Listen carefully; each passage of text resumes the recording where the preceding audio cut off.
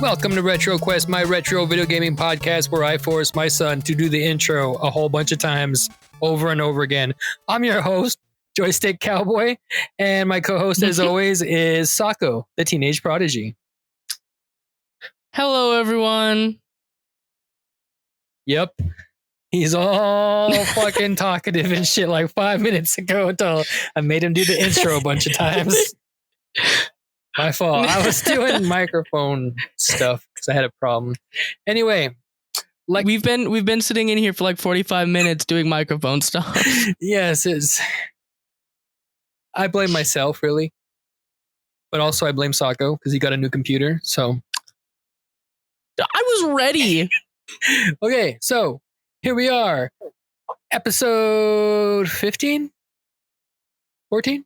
It's a great question. I actually knew the answer to this like 3 hours ago. Like a minute ago. We are. I think 15. We are episode right. 15. We did Castlevania for the Nintendo, but before that, anything? What you did for the week? What you got? Some new stuff going on? Some new video game stuff? I know you got some new stuff to talk about. Yeah, some new very gaming related stuff. I have a gaming PC now. Check him out. Yeah, I'm so cool, guys. What games have you played on it? Mostly just GTA and Minecraft, but Minecraft VR. Oh. And VR chat, but I only played that for like a few minutes. No, that's legit. My PC my PC can run PC VR, so you know I'm using it. There you go. That's it. I actually haven't been playing many games though this week. Nothing else new for the week. Actually, I unfortunately haven't really been playing games this week. Yeah, as for me, I have, a little bit of Vampire Survivor still, just finishing up stuff. Other than that, I've been just playing the hell out of fucking Final Fantasy VII Rebirth. I remember I said I was at a certain percentage of the way last week. Nope. I still got plenty to go. I'm in Nibelheim now, but I believe I have at least 2 or 3 chapters to go. But yeah, that game is just amazing. Dang. I love it so much. And yeah, other than that, I got nothing else really news related this week. Yeah. So I guess we're just gonna jump right into it. So yeah, Castlevania for the NES. So first, tell me your first impressions with this game. So yeah, I loaded up, and the first time I loaded it up, I was really hesitant because I've heard so many good things about this game, like in the retro gaming community. I'm always so worried when we go into like games that are well known, because it's like I don't want to like hate it and then be hated for hating it. Did you happen to look at the cover or the manual at all before you played it? I did, but I don't remember my impressions of looking at them, but I remember looking at them before I played it. Okay. All right. But so yeah. That was your first impressions? I beat this game like the day after we we did recorded the last episode. We are recording on a Friday, as opposed to a Sunday because Sako will be gone for a week. So we won't have an episode for 2 weeks because he'll be gone for a week and then we'll play a game, whatnot. So this was a quick turnaround. So I did pick Castlevania because I know you can get down on it pretty quickly. Yes. So my history with the game is I rented it one time and thought it was the shit. And I've been obsessed with Castlevania fucking games like ever since then. Like this is my of all the Castlevania games on the NES, this is probably, of all 3 of them, this is my 3rd favorite. But it was the first one, so I felt like if we were going to play one, I wanted you to play this one. So that when we do play Castlevania 2, Belmont's Quest, which is my favorite, you'll be able to understand how different it is, but what makes it cool. And then we'll play Castlevania 3 one day and you'll be like, oh man, that game is fucking amazing. Which I will agree, it's an amazing game, but 2 is my favorite. But yeah, I don't have like a complicated, weird history with Castlevania other than I remember renting it one time and just was like, this game is the shit. Like I always loved horror. I've always loved, that kind of gothic themed stuff. So it was just like, oh, this just fit right into my wheelhouse. Is this game supposed to be scary? No, it's not supposed to be scary, but it's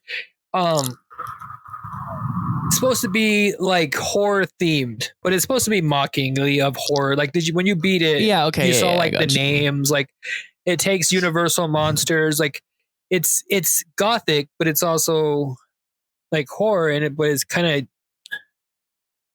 I don't know. I find it to not really take itself too seriously until it got to like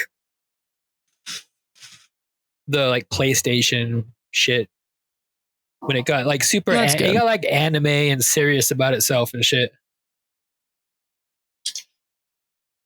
Let me guess, that's when you stopped liking it? Oh no.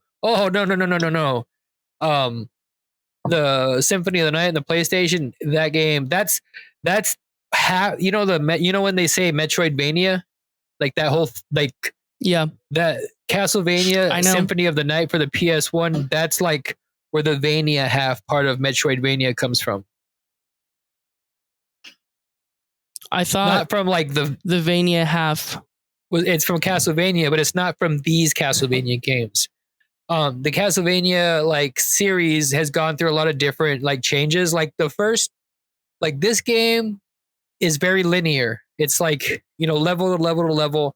Yeah. Whereas the second game is much more non-linear. Like it's like let me think of a game that you've played that it might remind you of. It's shit. It's basically open world as much as a 2D fucking NES game could be, where you start off in a town and you gotta like get currency and you go to mansions, and instead of fighting monsters, there's only actually I think 3 bosses in the whole game. But a lot of it is going from one place to the other, and then you go to these mansions, and they're just kind of like little levels you go through. But it's much more of a kind of figuring out where to go next kind of thing. And then Castlevania 3 is much more like this game, but it's also like got multiple directions you can go to and different characters you can play as and shit. My name is Markiplier. And it looks this is amazing. What happens when the internet goes down. But then you got the one on the PlayStation where it became a complete open world. Levels were just gated off by getting abilities or weapons and shit, or not weapons, but like abilities and spells, and you could go to any part of the entire game at any time if you just have the right like item or ability or spell. And then the Game Boy Advance ones kind of took that. Like that style is like the Metroidvania style. Am completely confused. Internet. Hello. Yeah. Internet just went down. Like it was nothing. Like it was.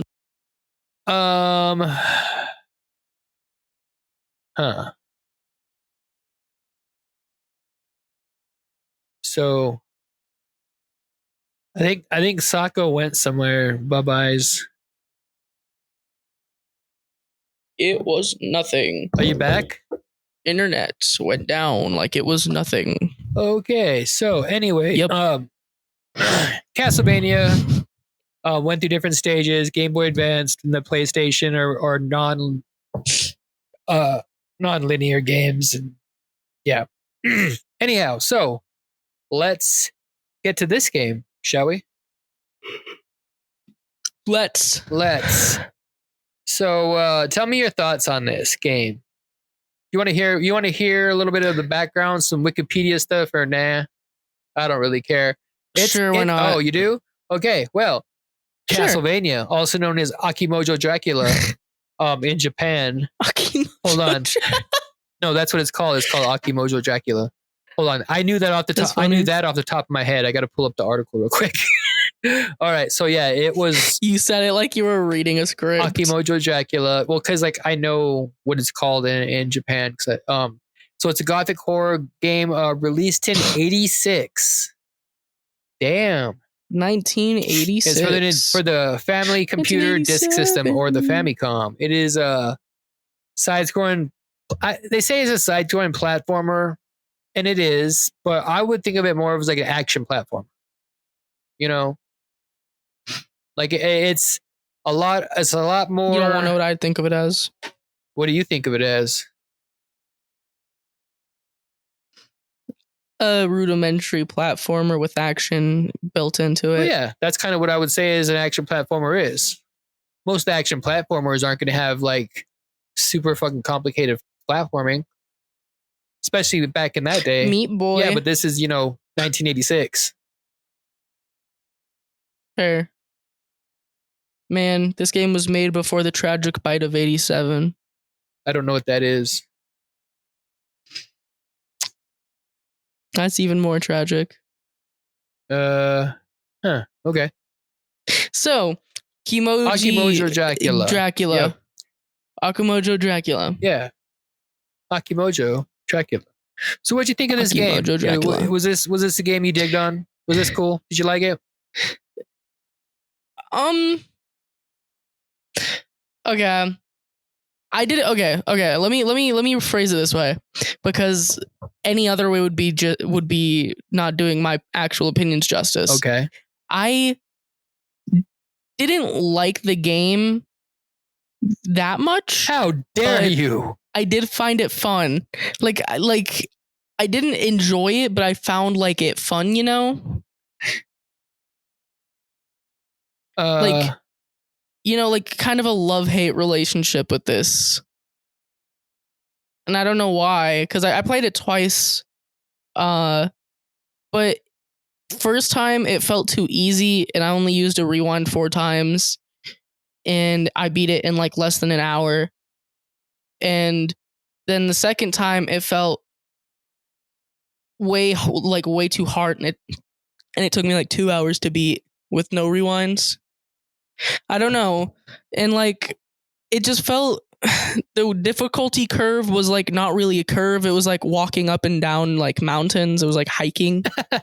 Well, right? I mean it's I guess I can see that to a point, saying it like that.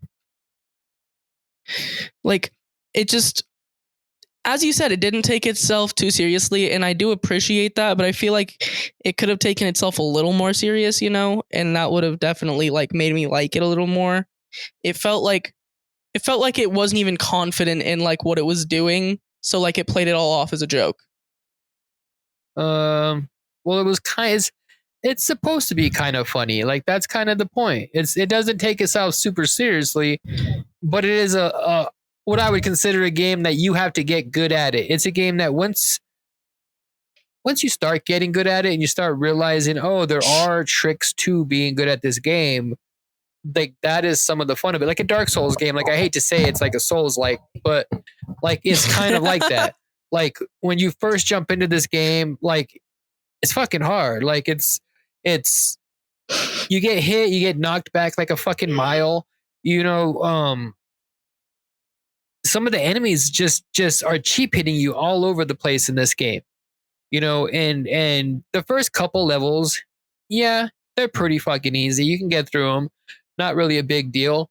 But once you start getting on in the levels, it gets a little different. And that's kind of, when you have to be good. Like I remember playing this game as a kid, and I could play, let's see, stage 1 was the castle, stage 2 was the mermaid. No, stage 2 was still the castle. Yeah, it was the castle with the like merman people in it. Yeah.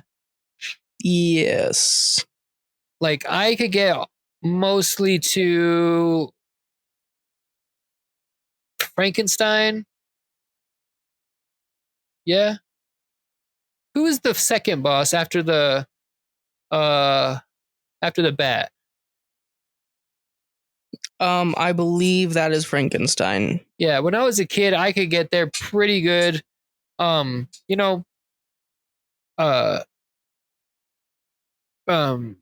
Regularly.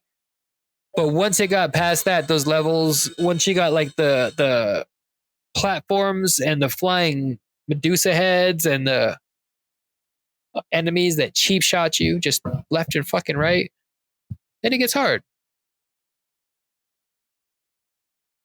That's fair. Yeah. I don't know, but like it didn't feel like it stayed hard for long enough. It feels like it got really hard and then it got a little like it got pretty easy like out of nowhere and then it got hard again, like hills and valleys. I guess, but that Like- you got to kind of have that like tension buildup of hard areas, and then that like release. We're okay. Well, now there's some easy areas. I can kind of get through these. I'm not too worried about dying. You know, these enemies aren't fucking cheap shot me. I don't have a bunch of platforms I can fall off of. That's kind of the cycle for honestly for horror games, and it would make sense they would kind of use that cycle for a horror themed game. Is that build up and release, that build up and release. You know, that's what, you know, the horror genre kind of works with. Yeah, and like I agree with the idea, but it feels too sporadic for me. Like it feels like in a horror game you can feel when it's about to not be tense, and when maybe not so much when it's about to get tense again, but you can feel when it's about to like not be tense very much. Right? But in this game it's just like it feels sudden when it's easy and sudden when it's hard again. I guess. I don't know. Oh boy, if there's anything you can tell from the past games we've done, I love consistency. Yeah, you're just a consistent boy. That's what they call you in the streets, a consistent boy. I'm sure they don't, but okay. That's yeah. They don't call me in the streets. They call you the consistency poppy in the streets. You're so funny. You're the consistency poppy. You're such a funny little. You're so funny, Dad. I am. But yeah, so great podcasting. So generally, I can see the faults in this game and why I wasn't expecting you to fall in love with this game. I really wasn't, because, like I said, it's of all the Nintendo Castlevanias, it's my least favorite, but it's honestly the one I play over the most, if that makes sense, you know? Like it feels... Can't blame you with such a short game. It feels like this game means more than Castlevania 2 or Castlevania 3 on the NES.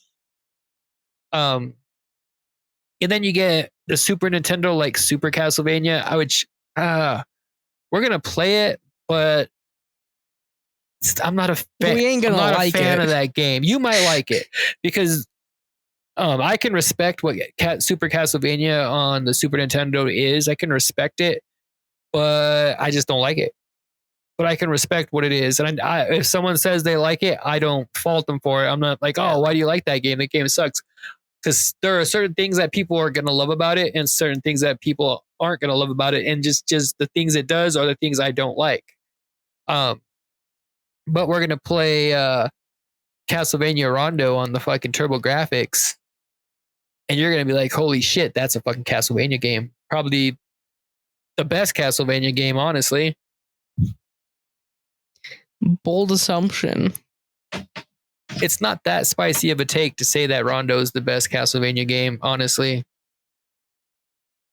It depends what you're going... I guess not, but I don't know. It depends on what you're going to Castlevania for. Like, Rondo is more of the traditional Castlevania, more linear stages, you know. There is a little bit of, you know, at certain points you can pick to go one way or the other and you'll go to different levels. There is a little bit of choice, but mostly it's just, you know, linear. But it looks fucking awesome. It plays great. You can unlock Maria, who's like a special character who has like attacks with animals that are like magic, and it's basically easy mode because you could just like walk through the game with Maria. That's funny. But that's really funny. Rondo is when it went super like anime. Like suddenly the fucking Belmont dude has got like a headband. He's like super shonen, like he looks like he's about to go like fight in a fucking tournament somewhere or something. But yeah, it's Rondo's great. This is just the beginning. This sets the stage for what I think is one of the best series franchises in video games, period. They have not made them anymore in a long time because Konami mostly just picks like pachinko machines and shit. Well, because Konami really likes to just remake Pac-Man a lot too. Do they? I don't know. They just did a couple cool things, I guess. They released that Metal Gear collection, even though I heard it was kind of jank. They're redoing Metal Gear 3 for the PS5, which hopefully it doesn't suck. But they do stuff like Silent Hill. Have you played Silent Hill before? Not in a long time. Which Silent Hill have you played? 3. Okay. Yeah, they made Silent Hill.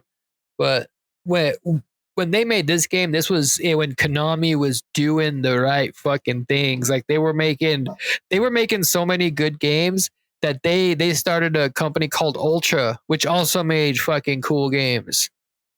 Because when back in the day, Nintendo had rules. Like I said before, like on I think last week's episode, they were dickheads. They had all these rules. Like you had to purchase your cartridges from Nintendo. You couldn't publish on other platforms, and you could only publish so many games a year for that system. Well, companies like Capcom and Konami were making so many games and making so much fucking money for Nintendo that they were just breaking the rules. Like sometimes they would just make games for other systems, or sometimes they would make these other fake companies like Ultra and release games, and Nintendo knew about it. But because Capcom and Konami were like these huge video game like software companies in those days, Nintendo wasn't gonna say shit about it. I mean, Capcom was spitting out Mega Mans and shit and DuckTales, and Konami was spitting out Castlevania and Metal Gears and Ninja Turtles under Ultra. I draw on a blank, but yeah, Konami was just killing it, and Castlevania is awesome. Like I love the way it looks. Like it's that gothic horror like theme to it, but it's got those Nintendo colors. I can agree with you on that. I like the look. Like because when this game came out, there was nothing really like this before. There was no like I mean you had Monster Party for the NES, but that was just freaking weird. Have you ever heard of Monster Party? You probably haven't played it, but have you ever heard of it? It's a horror themed NES game that's just way off the rails. I've heard of it. I had it, but I never played it. You had Monster Party. For the NES. Mm-hmm. Huh. It was one of my cartridges. I never played it, as I said, but I did have it. I remember seeing it. I wish you had that. That's so cool. But yeah, so this game is great. I love this game so much. And the amount of I love it, considering it's like not even my favorite on this system, just talks. I can just sit down. Hey, I got 45 minutes. I'm gonna play through Castlevania. No cheats, no fucking rewinds, no save states. I'm just gonna play through Castlevania. Yeah. Like I bought the Castlevania collection on my PS5 and also my Xbox. This game's awesome. So, what did you think about the difficulty of this game? Like, did that give you the problems? I mean, you played through it twice. Like, did you? As I said, I don't remember if I said this in the podcast or to you, but like, first playthrough, used like 4 rewinds the entire time. Only took me like 50 minutes, like 54 minutes to beat. Second playthrough, no rewinds at all. And it took me like 2 hours to beat. Yeah, but I mean, did you find the difficulty fair, or did you find it, hard? As I said, like sporadic hills and valleys. It's like jumping into a canyon off a cliff. But did you find it fair? Did you think it was cheap when it was hard? Or you think it was hard deliberately? When it was hard, it was cheap. You thought it was cheap when it was hard? It was cheap. I don't know, man. Yeah. I think this game it has cheap mechanics, but I think the cheap mechanics were planned out in a certain way because like you said, I mean, obviously you figured it out. You got through it quickly, right? Yeah. And you know, and what you're kind of the way you're kind of saying it is that it really wasn't too hard. So I mean, they're cheap. There's cheap mechanics, but they're manageable. They're laid out in a way that it's kind of like if you know exactly what you're doing, you can get through it with little difficulty. And apparently, if you're Sako, you can get through Castlevania on your first playthrough. And like, I don't even believe you. See, the thing is, I didn't believe it was the end of the game. The thing is, I don't know if I believe that you beat the game like that, because I got to tell you, this isn't an easy game. But like when I beat it, you know how like after you beat it, it just has you replay it? Yeah. I thought I had to replay it again. So I was like, did I beat it or not? So then I spent like 30 minutes doing research and was like, so I beat the game. It's just gonna like, it just automatically like was like, okay, play again. I'm like, what? Well, yeah, games did that back in the day, because you would play through it again. I think it gets it's like harder the second playthrough, and then it's like Dark Souls. You keep playing through and it gets harder and harder. I don't know if that's. I wouldn't know, because when I played through the second time, I completely restarted. How did you not find this game to give you any more difficulty? I find that maybe you played this game back in the day and you just have like no memory of it, but like this innate skill at Castlevania. What? I mean, this reminds me of some game I played when I was younger. I can't put my name on it, but I don't think it was. Can this game be 2-player? No, cannot. This really reminds me of a game that I swear could have been 2-player. There might have been a game that was 1-player that played like this. That was 2-player on the NES or Super Nintendo. Because, I mean, like I said, the actual basics of the game aren't too difficult. I don't know if it necessarily played like this. I just know the art style was very like similar, and like it just really reminds me of it. But maybe it was this game, and maybe it wasn't 2-player. Maybe, but I wouldn't know because I don't remember the name of it. Was it NES? Yeah, it was NES. Oh shit, I don't know. But I mean, as awesome as the art style is in this game, it is kind of hard sometimes to remember as a little kid looking at a Nintendo game the differences between, you know, the sprite work. Because sometimes that sprite work can be kind of abstract. You know, although I think this sprite work was pretty solid. Yeah, though, I think the sprite work in this game is fucking amazing. Like what they did, I think that was what really got me in this. Is as a kid playing this game. I mean, I don't think I was super young when I played this game. If I think about when I played it, what house we moved a lot as a kid, so I can kind of picture what grade I was in by like what house I was living in when I played that game. So I think I was in, I gotta be, say, second grade, so about 8 years old when I played this game. And I remember being able to look at those sprites and I was like, oh, that's a fucking Medusa. Oh, that's a Frankenstein. Oh, that's a mummy. You know, some of the sprites are kind of, what is that? But that's very normal for NES is to just have random fucking things that you don't know what they are. It's super normal for the NES. That's why when there's games like this, when it has those random enemies that you can, you know, be like, oh, I know what that is, it sticks out in your mind. What did you think of the enemies in this game? Like the standard enemies that you see every day?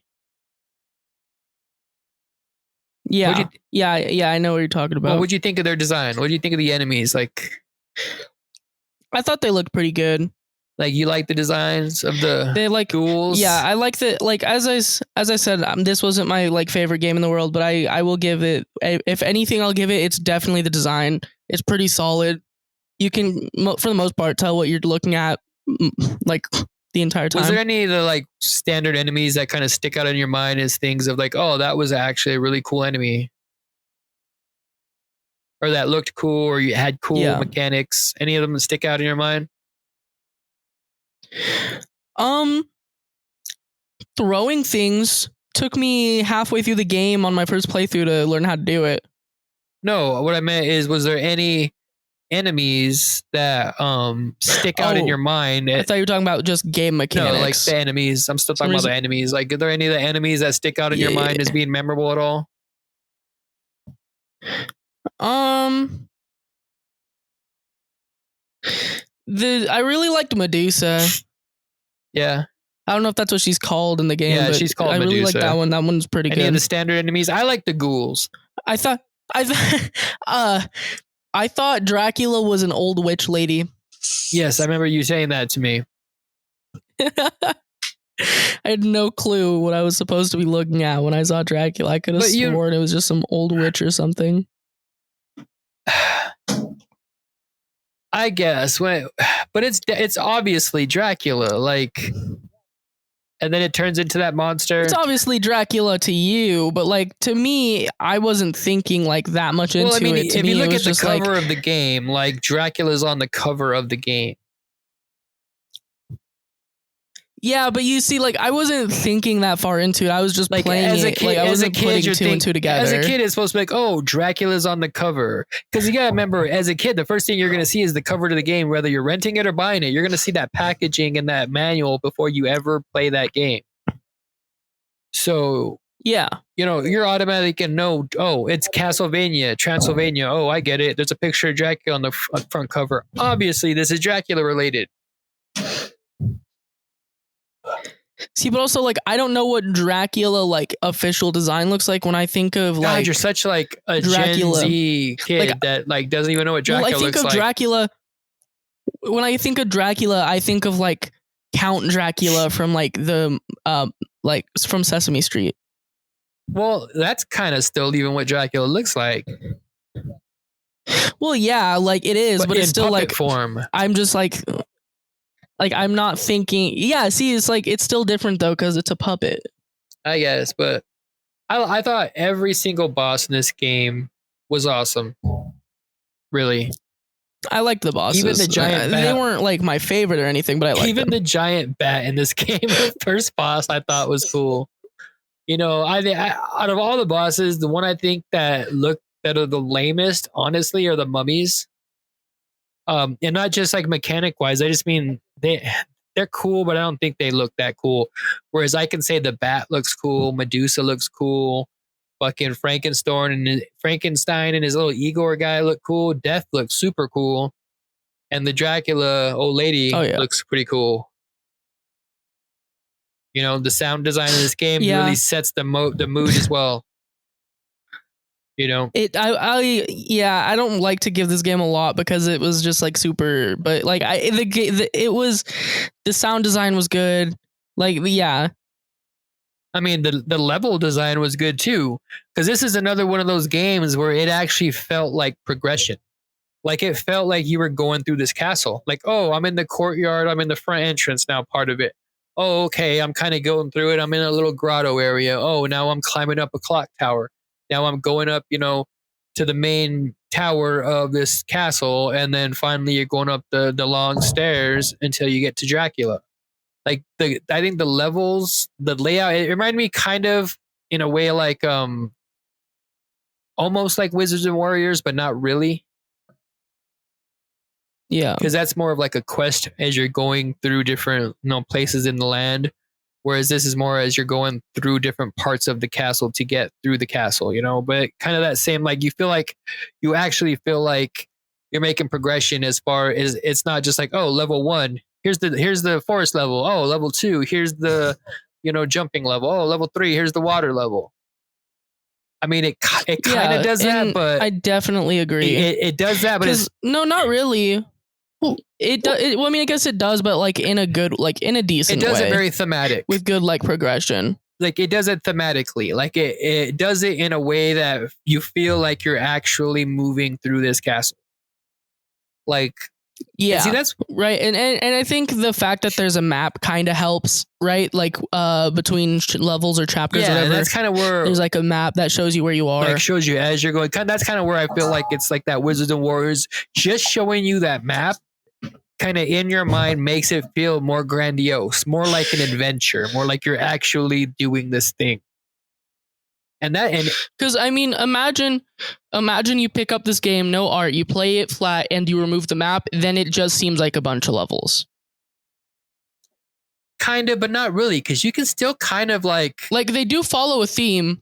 Well, yeah, like they do follow a theme, and you can feel it, like obviously without the map. But like if you're not if you're just playing this game, right, it's just gonna feel like you're just walking through a castle, but you're not going to understand like as much. Like you're not going to understand where you're trying to go, like the way you need to take. I think the map really helped, at least in my mind, map out like the kind of directions I was going to be going, which helped me maybe beat it faster. I can see that, because I mean, back when this game came out, late 80s, kids had more of like an imagination and I'm not saying that in a negative way, but I mean, as far as they didn't expect to be told as much as a kid nowadays expects kind of more information to be given. So you're going to kind of put it together. And this game, it's easy to put it together because there is that the levels have like a progression built in to feel like you're going, this level leading into this level makes sense. These two levels, the progression, it makes sense to go from, the entrance to like an inner chamber, to go to like a grotto, to go to like a fucking, now you're going through a tower. Oh, it makes sense. We're climbing through the castle. It's great progression. And it's kind of what I feel like the building blocks of like how it got to Symphony of the Night to be like an open world where you're progressing how you want to progress. And, there's a map, I guess. I don't know where I was really going with that, but I felt like I was trying to make some kind of point there. But yeah, so oh yeah, for sure. With all these things that you're agreeing with me with about, it's hard to imagine you don't like this game. As I said, it's just I had got the impression that you liked this game. Sporadic difficulty. I can't. I like everything about the game. I just can't like the game itself because it just doesn't feel like the difficulty is too sporadic, as I said. I don't even think the difficulty is that sporadic. It seems like that's a weird thing for you to like not like this game for. Because I feel like the difficulty is pretty consistent. There's just places where it spikes. Not necessarily sporadic because it's consistent. There's just spikes in the difficulty. It's more like. But then there's also drops, like random drops. I don't necessarily see where it's like where the difficulty, like where does the difficulty drop? Where you would say it's not like where it's standardly difficult. I mean, there's always enemies on the stage coming at you, or an obstacle you have to complete. Yeah, but you can go from being on one part of the same stage, right? And there's going to be 5 guys at you basically all times. And then within a matter of like, not even minutes, like literally like seconds even, you can be in a spot where there's just one monster coming at you at a time. Yeah, but that's more of a difficulty spike than a difficulty drop because it's not like there's large areas where there's no enemies. It's not like there's large areas where, there's just a couple really easy enemies and no obstacles. Because usually when there's harder enemies around, there's not really any platforming. But when there's really easy enemies around, there tends to be more platforming. It evens itself out with that difficulty. And that's why it's weird that you would say, I'm not saying that there aren't spikes in difficulty because this can be a hard game, but I don't know. I feel like it balances it a lot because it does have maybe a little bit of platforming, but usually not when there's hard enemies. Those are like, okay, maybe there's hard enemies, and then a little bit of platforming and some flying Medusa heads or something. And then there's going to be a couple more like knights or something. I guess, but I guess I don't agree with you, but I guess I see what you're saying. I guess I like platforming's always been like my big thing. So to me, platforming doesn't add much difficulty to anything. Okay. So I feel like to me, when it's just there's a bunch of easy enemies, it's just that there's a bunch of easy enemies. Right? The added difficulty of climbing doesn't feel like added difficulty to me in my mind. But also, that's not how I was looking at it. To me, it just felt like oh my god, there's a bunch of guys here that are hard to manage, and then all of a sudden there's like one dude at a time that I can manage pretty easily. Yeah, I mean that's kind of, I think, to build up a little bit of suspense, because you know right around that corner there's gonna be a bunch more fucking enemies. Yeah, but it makes sense if instead of all like just be like going from 5 enemies to 1, going from like 5 enemies on the screen at a time to like 3, then to 1, right? Kind of like show you that you're getting that you're in a spot where that would like be a little bit. I don't know. I like how it drops down to, oh, okay, now there's one enemy. Cool. Now I can chill for a minute and go in this fucking door, and then you go in that door. Oh fuck. You know. I guess so, and I can see how people could enjoy it. It's just not what I'm looking for in like a game. To me, it's not enjoyable, but I can see how it could be, you know? Huh. Wow. I can see the appeal, but I'm like, if a game's about to get significantly easier, even if it's just for a moment, I like to kind of be able to tell. Did we play the same Castlevania game? Did you play Castlevania for the NES? The one, yep, the one with the whip for the NES. The one with the whip. The one with the whip that you can upgrade pretty easily. Yeah, I don't know. That's weird. Hearing you say how easy this game is just bothers me so much. What did you think about the weapons in this game? Like your weapon system with the little hearts. Did that bother you that you had to create hearts and that was your ammo? Because I remember that bothering the shit out of me when I was younger. I didn't even notice till the final boss fight. You didn't notice what? That the hearts were how much ammo you had. What did you think they were? I thought the hearts were gonna just be like a thing where if you ever die, then they go in. Like if you ever lose all your health, then it would go into your health and like add up. I thought it was like a health reserve. Oh. I didn't, because I wasn't paying attention to the numbers until I get to the final boss fight with Dracula, who I thought was an old witch, and then all of a sudden I just couldn't throw my boomerang thing anymore.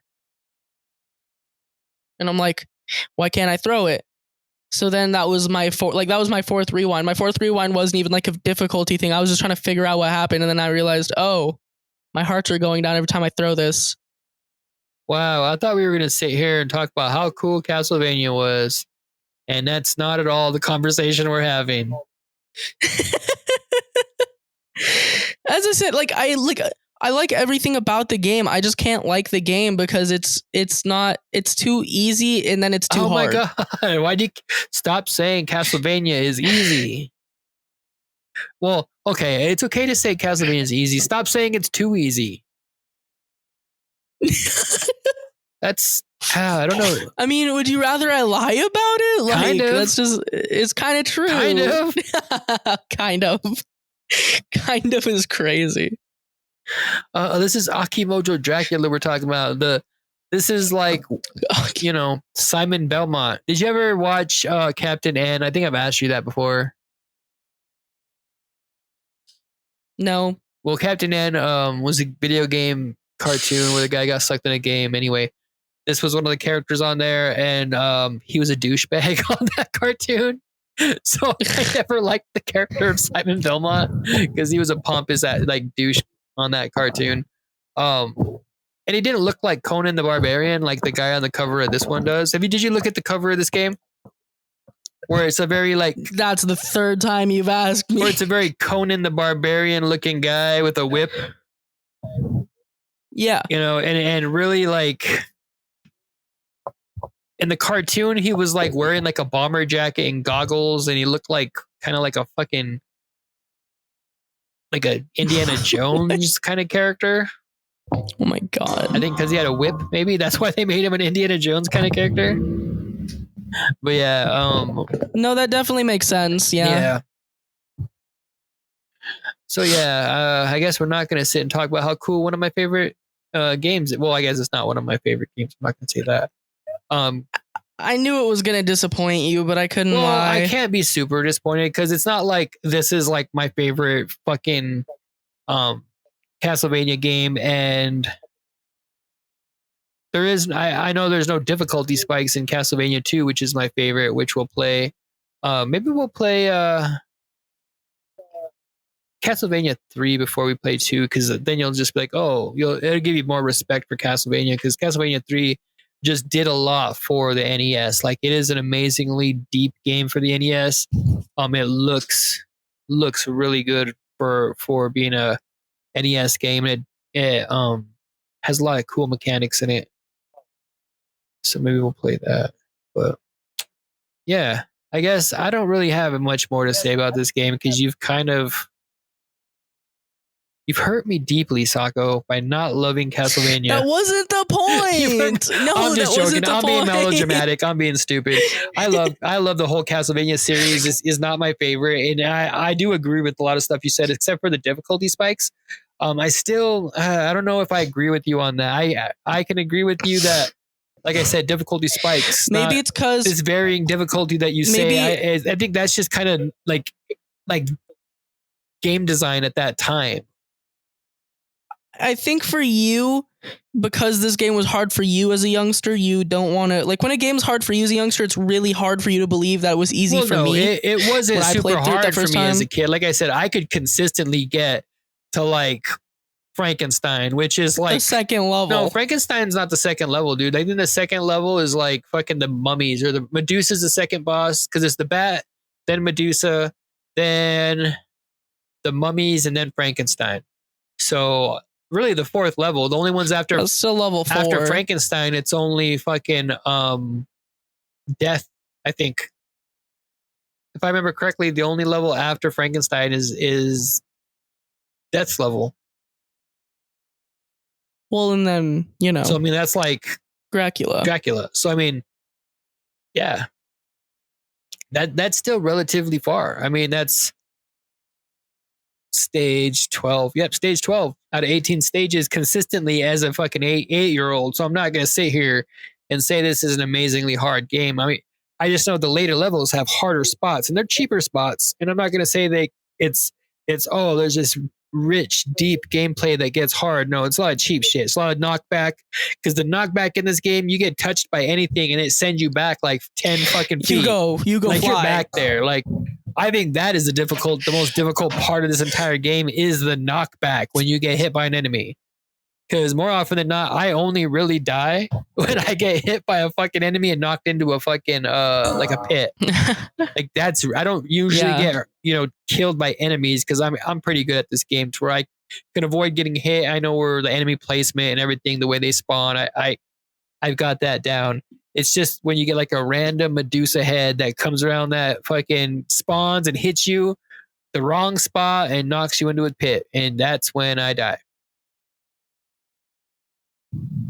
Yeah, that makes sense. But that's the difficulty for me. Anyway, let's wrap a bow on Castlevania and talk about another game another day. Excuse me. So yeah, 8-bit game. You got anything else to say about the game before we tie it off? Aw, man. Uncharted Among Us Fortnite. Any other thoughts about the game? This is so not Skibbity Riz. Did we lose you again? Hello? Is your mic working? Internet, come back to me. I don't know what happened to good old teenage Prodigy. Is the internet in the room with us? Aw. Teenage Prodigy, are you there?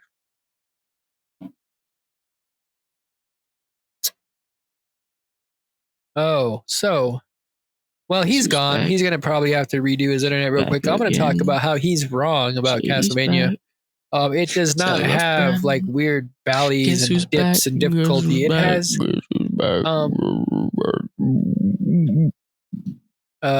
just difficulty. I don't know.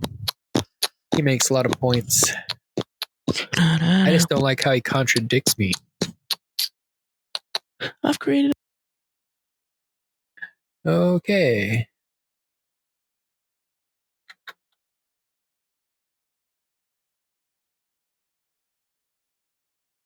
I'm gonna stop debate. Hello? While you were gone, I was telling everybody how wrong you were. Yeah, I figured. I had a feeling.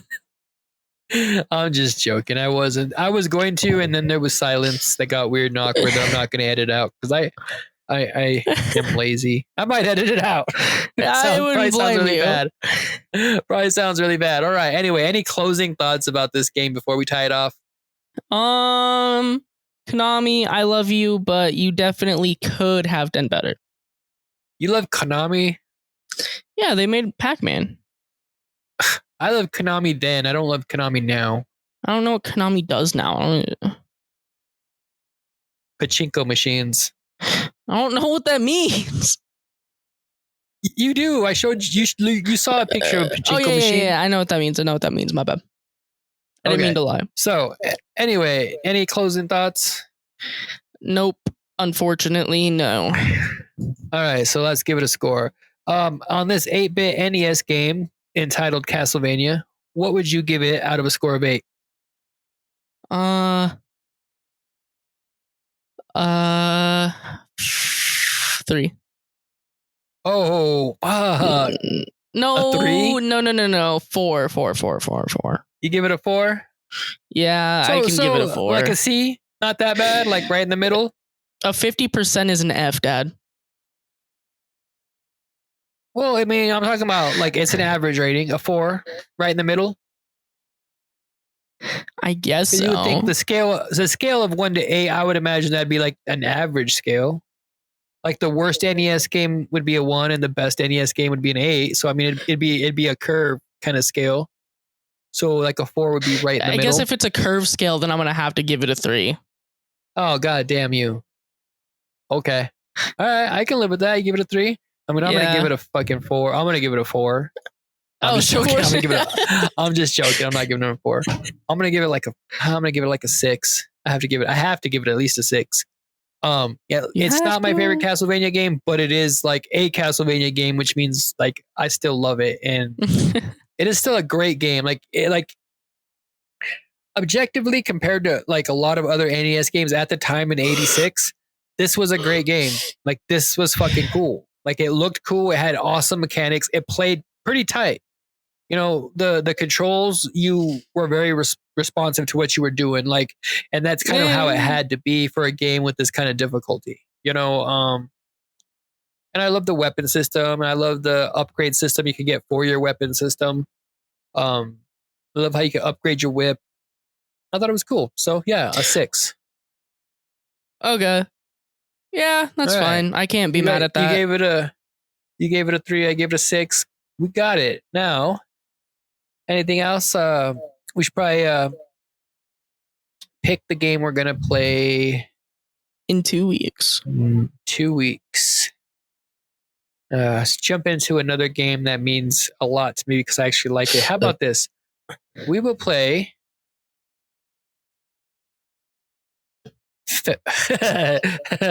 We're gonna play Fester's Quest. Okay, I don't know what that is. Fester's Quest. You know, like Uncle Fester from the Addams Family? Oh, no clue. Fester's Quest for the NES. Oh, you'll have a clue. It's a game. You mean the Addams Family, like Wednesday Addams, the Netflix show? Oh my God. You just made me so angry. I'm sorry. I know you fucking know who the Addams Family are, but that just made me so angry when you said that. All right, we're gonna play Fester's Quest, and then you're gonna Fester's Quest for the NES, and that'll teach you a lesson. You want to see? Never mind. You want to see some difficulty, uneven difficulty? I'm gonna play fucking Fester's Quest. I almost feel like I want to play Fester's Quest as punishment for you giving this game a 3. But no matter you're gonna be if Fester's Quest is easy. Oh, it can be easy. Doesn't mean you're gonna like it. You know what? I'm gonna make this my favorite game of all time. Fester's Quest? Fester's Quest is gonna be number 1 on all of my lists. Bet. Fester's fucking Quest is the next game we're playing. You got anything else to plug? Anything else to say before we get off of this? Teenage Prodigy, Socko Gaming. Go listen to the album, listen to A-Up, listen to everything. I'm coming out with an EAS scenario series on YouTube eventually once I get it all edited together and finished. So be watching out for that too.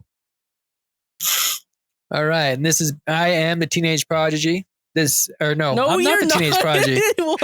Fuck, I need to calm down with my bullshit. Identity crisis. I am the Joystick Cowboy, and he's a Teenage Prodigy.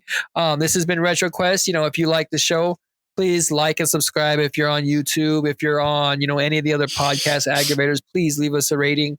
On iTunes is honestly really, really matters from what I hear, from what people tell me. iTunes is where it matters, but if you can rate and review us anywhere else, that really helps. Word of mouth helps. If you have any questions for the show, retroquestpodcast@gmail.com. All of our links and linktree.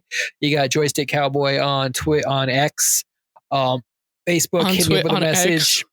Do any of the things and get a hold of me if you want to. Tell me I suck. I don't care. I'm gonna do it right after the show, and that'll be even cooler. If you're like, hey, good podcast, I'll probably be sketchy and think you're a bot and trying to scam me for something, but deep down, I'll appreciate it, even if you are a bot. Even if you are a bot. Anyways, this has been RetroQuest, like I said, and I hope you guys have a great beginning of your summer. That was super corny. Bye. Bye. Sayonara. Yep. Sally Nora. Sayonara. What did they used to say on no, we didn't watch Au revoir, Petty. Bye. Bye.